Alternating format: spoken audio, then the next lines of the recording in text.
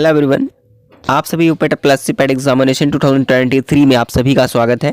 जैसे कि आज हमारा क्लास 2 होने वाला है, तो हमने आप सभी से कहा था कि आप अच्छी तरीके से अगर आप देखते हो तो ये जो हम क्लास करवा रहे हैं, ये जो आपके 4 से 5 दिन जो भी बचे हुए हैं, आप इन क्लासेस करके अच्छे खासे मार्क्स ला सकते हो।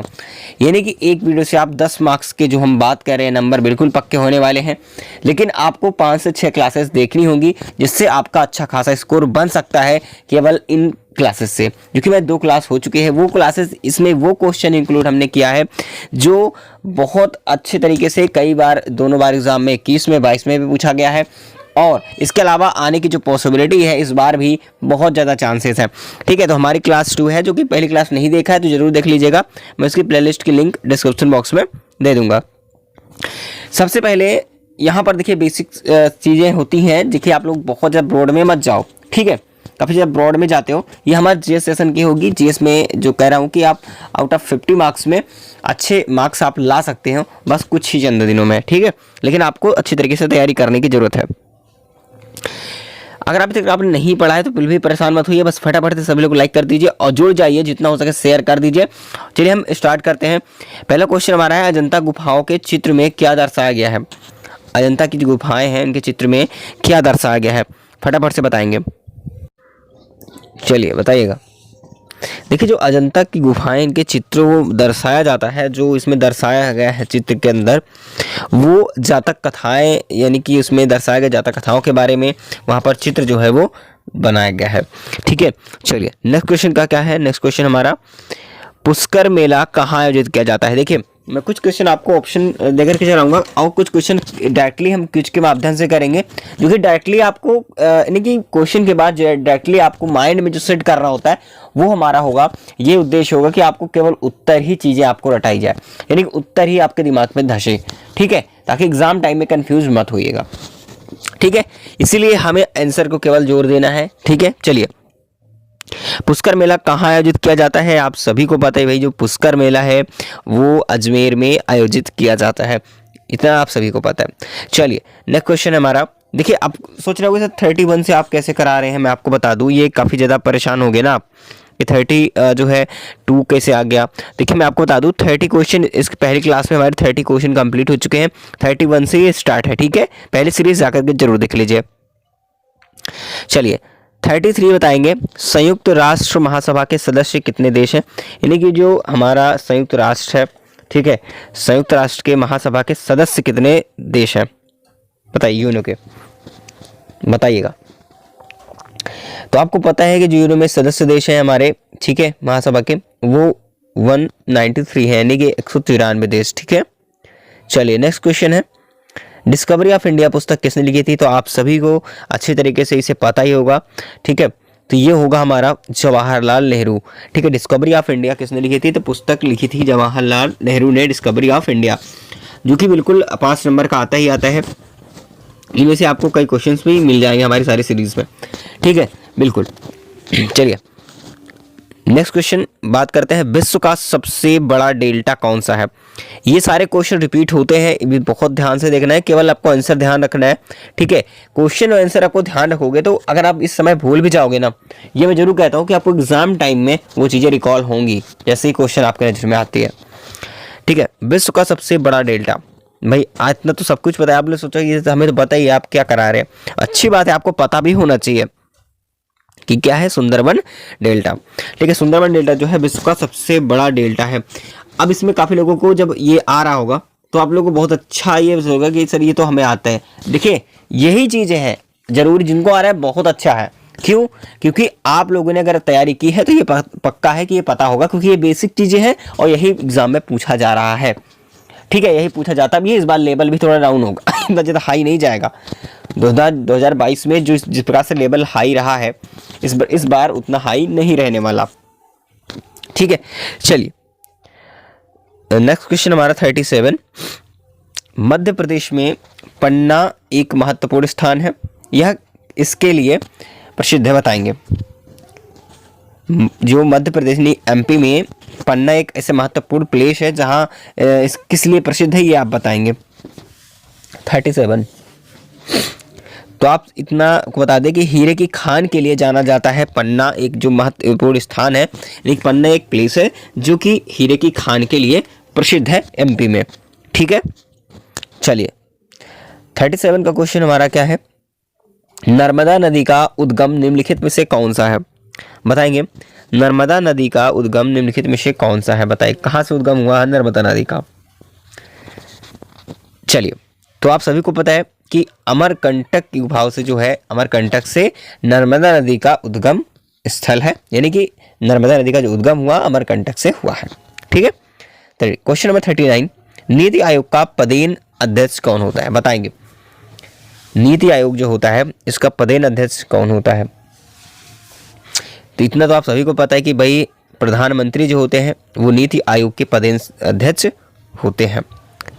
चलिए नेक्स्ट क्वेश्चन 40 नंबर 40 क्वेश्चन क्या है, समय के संदर्भ में जीएमटी का मतलब क्या है, बताएंगे।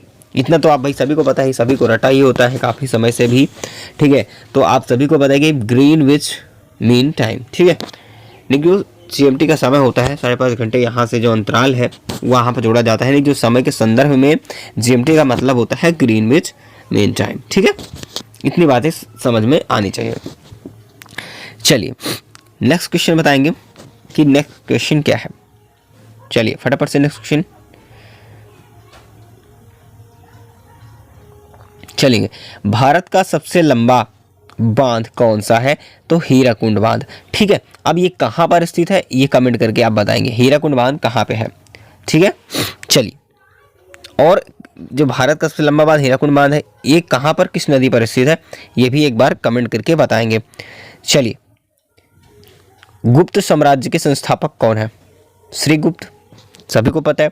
केवल आपको देखिए क्वेश्चन दैट इज आंसर। ठीक है, आंसर पर ध्यान देना है, क्वेश्चन आंसर, क्योंकि देखिए आपको ऑप्शन में थोड़ा कंफ्यूजन मिलता है, इसलिए मैं ऑप्शन, चारों ऑप्शन का नाम भी नहीं लेता। ठीक है, डायरेक्टली आंसर पुट अप करता हूँ ताकि आप तक वो माइंड में सेट रहे। अगर आप भूल भी जाते हो तो एग्जाम टाइम में अगर क्वेश्चन आता भी है तो आप तुरंत आपके माइंड में रिकॉल होने लगी चीज़ें, आप पहचान लोगे कि हमने कहीं कहीं देखा था। ठीक है, पहिए का आविष्कार कब हुआ था, तो नवपाषाण काल में, इतना सभी को पता है। ठीक है, चलिए नेक्स्ट क्वेश्चन हमारा है, हीटर की कुंडली किसकी बनी होती है, बताएंगे। हीटर की जो कुंडली है किसकी बनी होती है, तो नाइक्रोम की तार जो होती है उससे बनाई जाती है। राष्ट्रीय पंचायती राज दिवस कब मनाया जाता है, बताएंगे। राष्ट्रीय पंचायती राज दिवस कब मनाया जाता है, तो 24 अप्रैल को। ठीक है, हम फटाफट से क्वेश्चन करने की कोशिश, बस आप लोग एक बार बस माइंड में सेट करते जाइए, हो गया। ठीक है, एक बार ध्यान से देख लेना है, अपने मन में रिपीट कर लेना है बस। ठीक है, हाल ही में केंद्रीय अल्पसंख्यक कार्य मंत्री पद से किसने इस्तीफा दिया है, यह बताएंगे, तो मुख्तार अब्बास नकवी। ठीक है, भोपाल गैस दुर्घटना में, यहाँ पर क्वेश्चन ये है, भोपाल गैस दुर्घटना में कौन सी गैस का कारण था, तो आपको पता है कि मिथाइल आइसोसाइनेट। ठीक है, जो भोपाल गैस दुर्घटना हुई थी इसमें जो है मिथाइल आइसोसाइनेट का गैस का कारण बना था। ठीक है, चलिए नेक्स्ट क्वेश्चन हमारा क्या कह रहा है कि एटम बम के सिद्धांत किस सिद्धांत पर आधार पर करता है, यानी कि थोड़ा क्वेश्चन मिस्टेक लिखा हुआ है यहाँ पर। ठीक है, एटम बम किस सिद्धांत के आधार पर कार्य करता है, या फिर ऐसे बोल सकते हैं जिसमें लिखा हुआ है कि एटम बम के सिद्धांत का आधार क्या है। तो देखिए अब ऐसे क्वेश्चन देखिए ऐसे पूछ सकता है कि एटम बम होता है किस सिद्धांत पर कार्य करता है, तो नाभिकीय विखंडन। ठीक है, नाभिकीय विखंडन एटम बम जो होता है। अच्छा, परमाणु बम एक बार बताएंगे कि परमाणु बम जो होता है वो किस सिद्धांत पर काम करता है, चलिए बताइएगा, कमेंट बॉक्स में जरूर बताएंगे। जो देखिए एटम बम ने बताया, दोनों में से एक क्वेश्चन तो निश्चित है कि एटम बम जो होता है किस सिद्धांत पर काम करता है, तो नाभिकीय विखंडन। लेकिन परमाणु बम किस सिद्धांत पर काम करता है, एक बार कमेंट करके आप बताएंगे। ठीक है, चलिए यहाँ पर राफेल लड़ाकू विमान को किस कंपनी ने बनाया था, बताएंगे। जो राफेल है इस विमान को, लड़ाकू जो विमान होता है किस कंपनी के द्वारा बनाया गया था, तो आपको पता है जो साल्ट है। ठीक है, डसाल्ट एविएशन। ठीक है, इसके द्वारा बनाया गया था। चलिएगा, पटाखे का विस्फोट किसका एक उदाहरण है, पटाखे का विस्फोट किसका एक उदाहरण है, तो दहन का। ठीक है, चलिए, और जो मैंने बताया था अभी आपको कि परमाणु जो बम है किस सिद्धांत पर कार्य करता है, तो नाभिकीय संलयन। ठीक है, ध्यान रखेंगे, नाभिकीय संलयन। एटम बम नाभिकीय विखंडन, और जो परमाणु बम होता है नाभिकीय संलयन। ठीक है, चलिए सूफी आंदोलन का उद्गम कहाँ मनाया जाता है? ठीक है, सूफी आंदोलन का उद्गम कहाँ माना जाता है ये बताएंगे। ठीक है, तो पारसिया में। हमारे देश में जीएसटी किस वर्ष लागू हुई? तो 2017 में लागू हुई थी। नेक्स्ट क्वेश्चन हमारा है, किसके द्वारा इंडिया फ्यूचर यूनिकॉर्न इंडेक्स 2022 को जारी किया गया है? बताएंगे किसके द्वारा इंडिया फ्यूचर यूनिकॉर्न इंडेक्स 2022 के रूप में जारी किया गया है? तो यहाँ पर जो हुरुन रिसर्च इंस्टीट्यूट के द्वारा। चलिए देखिए, बस आपको ध्यान से सुनना है केवल, ठीक है, परेशान ज़्यादा होने की जरूरत नहीं है, रटना जरूरी नहीं है आपको, बस ध्यान में एक बार सटीक बैठा लो बस दिमाग में, ठीक है। 2-3 बार रिपीट करोगे माइंड में तो ये सारी चीज़ें आ जाएंगी। बट आपको देखिए, अगर आपको लास्ट तक देखना होगा फिर भी आप हमारी जो सीरीज जितनी भी हो जाएंगी, सारी सीरीज 4 से 6 सीरीज होंगी, ठीक है। तो जितनी भी सीरीज अभी तक होंगी, हमारी अभी 2 ही सीरीज हुई हैं, जो कि भले ही हमने सीरीज कम कराई है, लेकिन वो सीरीज जो आ रही है जेएस के लिए बहुत इंपॉर्टेंट सीरीज है ये सभी सीरीजें। इसलिए आप 5 से 6 क्लासेस मेरी सभी देख ले रहे हो तो आपको इतनी ज़्यादा हेल्प मिलेगी, इतने ज़्यादा मार्क्स आप ले आ सकते हो। यानी जिस हिसाब से आपने पढ़ाई नहीं की होगी, लेकिन उस हिसाब से आपको मार्क्स भी अच्छे प्राप्त हो पाएंगे, ठीक है। चलिए, तो नंदीवर्धन, तो नंद वंश का संस्थापक नंदीवर्धन। नेक्स्ट क्वेश्चन क्या है हमारा, बताएंगे कि यहाँ पर प्रश्न है हमारा, कौन सी धातु जीवाणु रोधी होती है? तो आपको पता है कि तांबा यानी कि कॉपर जिसे बोलते हो, ठीक है। जो कौन सी ऐसी धातु है, तो यहाँ पर हमारा जो धातु है जीवाणु रोधी होती है, तो तांबा यानी कि कॉपर। हमारे शरीर में सबसे अधिक कौन सा तत्व होता है? तो हमारे शरीर में ऑक्सीजन पाई जाती है, ठीक है, ऑक्सीजन। चलिए बताइएगा, नेक्स्ट क्वेश्चन हमारा क्या है, विश्व जूनोसिस, जो हमारा जूनोसिस दिवस है वो कब मनाया जाता है? तो वर्ल्ड जूनोसिस डे कब मनाया जाता है, ठीक है, बताएंगे। तो यहाँ पर 6 जुलाई को। नेक्स्ट क्वेश्चन है हमारा, किस राज्य में आपातकालीन, ठीक है, बोल सकते हैं कि किस राज्य में आपातकाल की घोषणा जो है कौन कर सकता है? भाई किसी भी राज्य में अगर बात करें तो किस राज्य में नहीं, किसी भी राज्य में आपातकाल की घोषणा कौन कर सकता है? तो राष्ट्रपति कर सकता है। नेक्स्ट क्वेश्चन हमारा, ऊंट का वैज्ञानिक नाम क्या है? तो कैमल्स, ठीक है, कैमलस, ठीक है। तो ऊंट का अगर वैज्ञानिक नाम पूछे, साइंटिफिक नेम क्या है ऊंट का, ठीक है, तो कैमलस, ठीक है। तो उससे रिलेट करता है, इंग्लिश वर्ड आपको पता है तो आराम से आप साइंटिफिक नेम इसका ढूंढ पाओगे। चलिए, नेक्स्ट क्वेश्चन क्या है, किस आंदोलन में हिंदू और मुसलमानों का बराबर की भागीदारी थी? तो जो असहयोग आंदोलन था, इसमें हिंदू और मुस्लिम का जो है दोनों का बराबर की हिस्सेदारी यानी भागीदारी थी, ठीक है। चलिए, नेक्स्ट क्वेश्चन क्या है, कौन सी नदी सुंदरबन डेल्टा का निर्माण करती है? तो गंगा और ब्रह्मपुत्र नदी जो है वो डेल्टा का निर्माण करती है, ठीक है। यानी कि जो दी है, कौन सी नदी है सुंदरबन डेल्टा का जो निर्माण करती है, तो गंगा और ब्रह्मपुत्र नदी जो है वो डेल्टा का निर्माण करती है।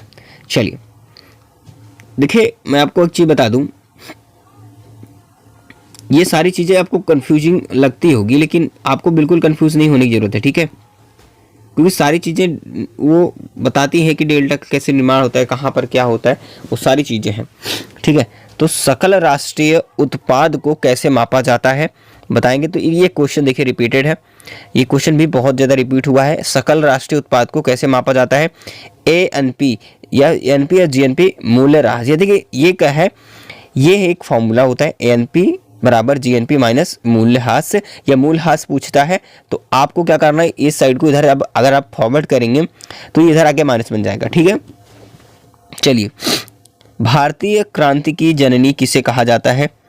तो मैडम भीकाजी रुस्तम कामा को, ठीक है, या फिर ऐसे कभी कभी दे देता है मैडम भीकाजी कामा को, केवल दे देता है, रुस्तम नहीं देता है, ठीक है। याद रखेंगे, भारतीय क्रांति की जननी मैडम भीकाजी कामा को कहा जाता है। नेक्स्ट क्वेश्चन है, मिस इंडिया वर्ल्ड 2022 का खिताब किसे मिला था? तो मैं आपको बता दूं, तो सिनी शेट्टी के द्वारा, ठीक है। तो देखिए 2022 का भी पूछागा, ठीक है, ये ध्यान रखना, ये नहीं सोचो कि 2023 है 2023 का ही पूछेगा, 22 तक का भी पूछेगा, इसलिए मैंने सारी चीज़ें इंक्लूड किया रखी है। चलिए, नेक्स्ट क्वेश्चन है, भारतीय संविधान की प्रारूप समिति के अध्यक्ष कौन थे? तो VR अम्बेडकर, ठीक है, भारतीय संविधान की जो प्रारूप समिति के अध्यक्ष थे VR अम्बेडकर थे। नेक्स्ट क्वेश्चन है, प्रतिष्ठित फील्ड्स मेडल 2022 किसने जीता? ठीक है, देखिए मैं इसलिए करा रहा हूँ, देखिए 2021 में जब आपका एग्ज़ाम हुआ था तो मैं आपको ये बता दूँ, 2020 का भी पूछा गया था, ठीक है, 2020 का भी पूछा गया था, इसलिए मैं दोनों चीज़ें लेकर के चल रहा हूँ कि 23 में है तो 22 का जरूर पूछेगा, ठीक है। बाकी मैं नेक्स्ट सीरीज़ में क्या करूँगा, स्पेशली 2022 में जो क्वेश्चन आ सकते हैं करेंट्स के, वो जरूर मैं कराऊंगा क्योंकि 10 नंबर वहाँ से भी मिलते हैं। चलिएगा, तो आपको पता है प्रतिष्ठित जो फील्ड्स मेडल 2022 है किसे मिला था, तो यहाँ पर मिला था मैरीना वियाजोक्स को, ठीक है। ग्रीनविच रेखा क्या है, तो आप सभी को पता है कि देशांतर 0 डिग्री देशांतर है, ठीक है, ग्रीनविच रेखा। चलिए नेक्स्ट क्वेश्चन, समुद्रगुप्त का दरबारी कवि कौन था। देखिए समुद्रगुप्त जो है इसका दरबारी कवि था हरिसेन, ठीक है। कावेरी नदी कहाँ गिरती है, तो बताएंगे कावेरी नदी कहाँ गिरती है, तो बंगाल की खाड़ी में गिरती है कावेरी नदी, ठीक है। नेक्स्ट क्वेश्चन हमारा क्या है, दल बदल विरोधी कानून भारतीय संविधान की किस अनुसूची में निहित है। तो देखिए दल बदल जो विरोधी कानून है ये हमारे इंडियन कॉन्स्टिट्यूशन के किस अनुसूची में है, तो 10वीं अनुसूची में, ध्यान रखेंगे, ठीक है। दल बदल विरोधी कानून 10वीं अनुसूची में दिया गया है हमारे भारतीय कॉन्स्टिट्यूशन के, ठीक है। चलिए थोड़ा गले में प्रॉब्लम है इसलिए अगर अब बराबर आवाज़ नहीं जा रही हो तो माफ़ी चाहूँगा। और नेक्स्ट क्वेश्चन क्या है, विक्रमशिला शिक्षा केंद्र के संस्थापक का नाम क्या है, बताएंगे। विक्रमशिला शिक्षा केंद्र के संस्थापक का नाम क्या है, तो धर्मपाल, ठीक है, धर्मपाल।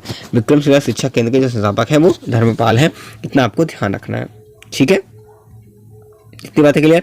तो ये हमारे आज की सीरीज़ जो है कंप्लीट हुई, ये हमारी सेकंड सीरीज़ है, जो कि मैं आपको बता दूं कई बार आपको मैंने बताया कि जो हमारी क्लासेस हुआ करेंगी कुछ मिनट्स की हुआ करेंगी, जिसमें आपको वो इंपॉर्टेंट क्वेश्चन सीखने को मिलेंगे, जानने को मिलेंगे जो एग्जाम में इंपॉर्टेंट है, आ सकते हैं, ठीक है। तो साथियों बस ऐसे ही आप लोग डेली आपको बने रहना है और डेली आपको क्लासेस देख लेना है, एक बार लास्ट में भी आप रिपीट कर सकते हैं।